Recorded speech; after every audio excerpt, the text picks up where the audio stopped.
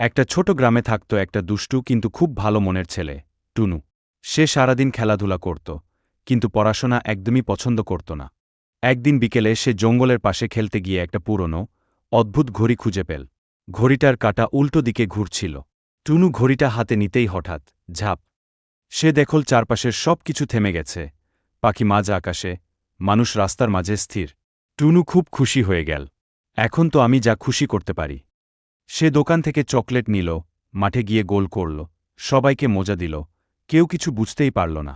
কিন্তু কিছুক্ষণ পর টুনুর মনে হল, সবাই যদি এমন চুপচাপ থাকে, তাহলে মজা কোথায়?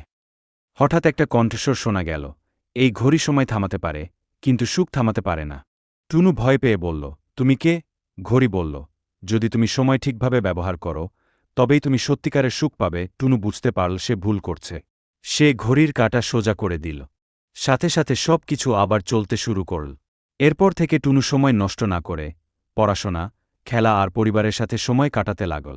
শেষে সে বলল, সময়কে থামানো না, ঠিকভাবে ব্যবহার করাই আসল জাদু। ছোট্ট বন্ধুরা, গল্পটি কেমন লাগলো অবশ্যই কমেন্ট করে জানাবে, আর লাল বাটন এর সাবস্ক্রাইবটা করতে ভুলবে না।